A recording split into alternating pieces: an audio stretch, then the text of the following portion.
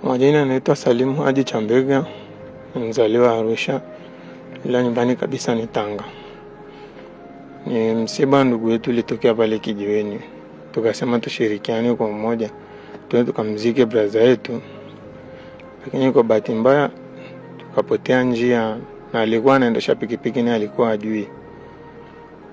Tukajikuta tuko hifadhini Ngorongoro. Tulipofika pale tukageuza pikipiki, tukarudi kistaarabu kwa majamaa. Tukamwambia bwana, tumekosea jamani njia. Tulikuwa tunaelekea Babati msibani. Jamaa akatuambia kwa nini msiulize? Tukamwambia hatujajua.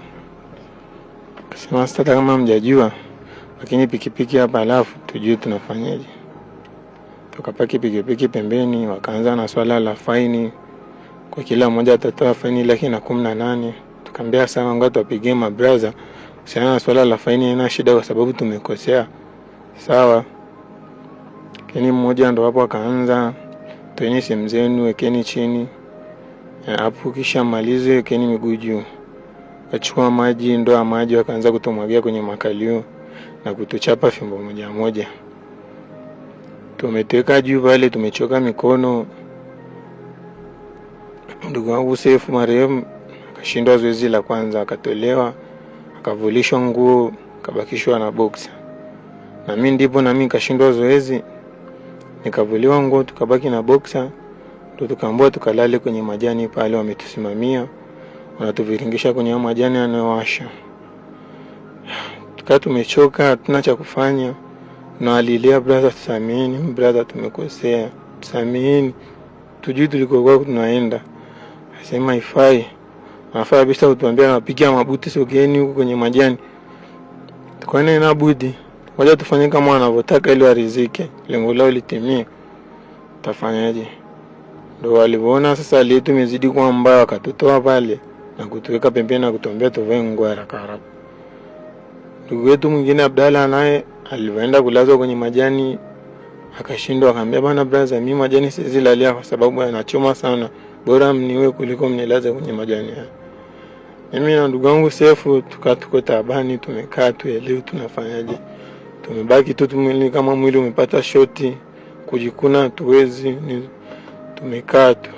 Na wanyama wanaambia vani vya tuveni haraka haraka ili muweze kuondoka. Ndo muita yule Abdalla, chukua fungua pikipiki, tunajua kuendesha ndio, pakio na rafiki zako ondokieni hapa chapo. Abdalla hali yake ilikuwa ni nzuri kidogo, lakini ndio hivyo naye alikuwa akulazwa kwenye ile majani sana, mahali alipolala na mgongo kidogo. Ndo jamaa akamwambia njoo. Sisi na Matejo tukaleze tunza ziko chini, tunashindwa kupumua, makamasi yanatutoka. Kwa meo limebana, hata kupumua tunashindwa, mate ya muziki. Ndo mmoja wa askari akakimbia kaenda kuleta Fanta Orange. Tunajaribu kumpa Matejo hata kumeza hawezi. Mimi ndo nikawa kama vile nimejikaza, nikabidi niiname nichukue ile Fanta Orange nenyu kidogo. Nilimimina kidogo, nivyo mbona ipande, nikafunga tungeka hapo chini. Nikamwambia Abdalla, mshike Matejo tuondoke, sisi tunakufa, majamaa ameshatuona tunaelekea kufa, hapa tutapona. Tukachukua simu, ndo mmoja hapo akasema tunaombeni kwanza faini yetu. Nikamwambia faini yenu brother mnapewa watu wapi? Ndo nikachukua simu nikampigia ndugu wangu Sharo karibu, maana alishamwambia shika simu, muda wote tatizo likitokea nitakupigia.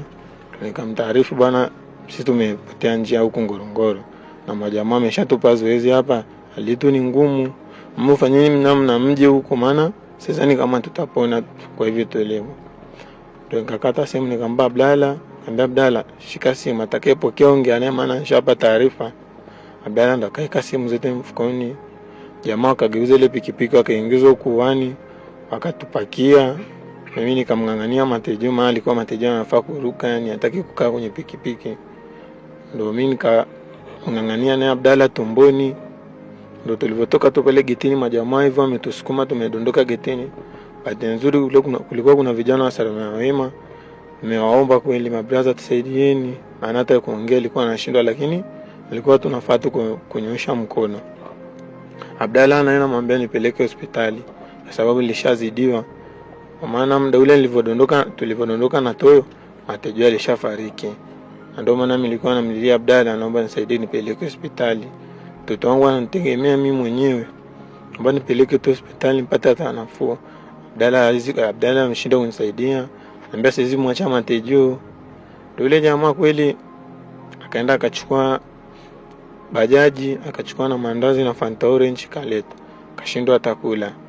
Majamaa wengine wakaongezeka, wakawapa nguvu, akambakia Matejo, akati Matejo ameshafariki. Maana mimi Matejo nimekaa kwenye bajaji nimemlalia hivi, hata kupumua hawezi, kufurukuta ameacha.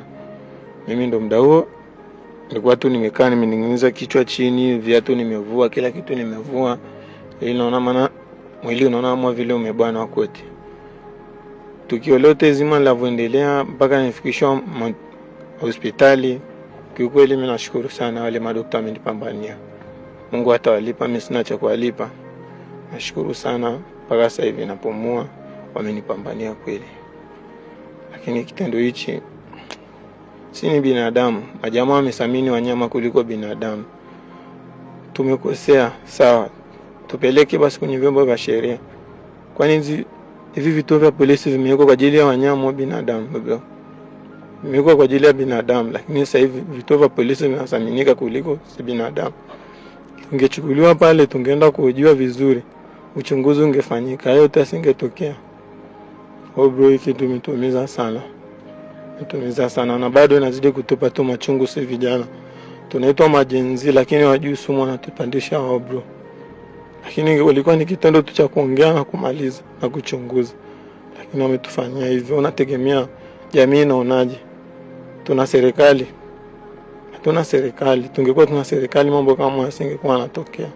Kwa hiyo tunaomba bana serikali kwa ili kwa kweli mtatusamee. Sisi kutupoza, si mpatupozaji. Tumeumia sana ndugu yetu Matejo, mfanyakazi mwenzetu, pambanaji mwenzetu. Jamangu sana, tulikuwa tunafanya naye kazi pale Disemba. Jamangu sana. Ndio hivyo bwana brother. Sina kuongea. Walivyotusimamisha alitusachi kwenye begi. Kwenye begi nimebeba nini, tukamwambia tujabeba kitu bro. Si tuko vizuri, tunajiamini, hatujabeba haramu chochote. Hakubeba chochote. Kwa hiyo tulikuwa wote tunajiamini, tumetoa kila kitu, tukawaonyesha. Wakaona majamaa wana kitu, wakaona tuwape tu adhabu inawezekana, adhabu tu ya chini ya kupita. Haina shida, lakini ndio hivyo imeshatokea. Shampoteza kijana wetu mmoja. Askari hao wote waliofanya hicho kitendo na wajua. Wale askari walikuwa kwa 3. Na mimi niliwabaini, mmoja alikuwa amevaa nguo za askari wa polisi. Kwa maana jezi ilikuwa imeandikwa jina kabisa hapa. Na hao wengine 2 wamevaa nguo hizo za hifadhini ambao najua ni wao ni askari wa hifadhi wa Ngorongoro. Na hata kuna kijana mmoja alikuwa anashuhudia ile tukio mwanzo hadi mwisho mpaka tunaondoka. Anao kijana hata nini wa kutia yetu nalikuwa busy anafua basi. Yaani ale majani kwa sehemu za kawaida hivi aziote, ila sehemu kama zile kwa anaota alikuwa ni marefu sana. Kwa maana ni mpaka kufikia kifo cha Matejo tulikuwa tunasukumiwa wote kwenye ile majani marefu. Tunafaa kuambiwa tunapigwa mabuti. Jamaa mpaka anamshika viatu anamwambia bro tusameheni bro. Tumekosea. Tusameheni, lakini bro haelewi. Ndio mwingine askari mwingine huyu naye mweusi amenyoa panki. Naenda akamchukua Abdalla akampeleka kule. Lakini mtu ambaye alikuwa na machungu sana ni huyu jamaa mfupi, alikuwa amekula maski ya kijeshi. Huyu jamaa alikuwa na hasira sana na sisi. Na hasira sana. Na hata huyu mwingine alikula nguo za kiaskari. Huyu jamaa alimuomba msamaha akashindwa kunielewa kabisa. Kaniambia dogo nitakupiga butu dondokie huko dogo, sogea huko. Kabidi sina namna bro, turudi tu kwenye majani, tufanye kama anavyotaka, tuone. Tutangu ana mwaka ni mdogo na kike anaitwa Warda. Na mtoto ambaye ananitegemea. Niliwaambia kabisa naomba nisaidieni. Niweza tu kuangalia hai, niweze nikamuone mtoto wangu mara ya mwisho.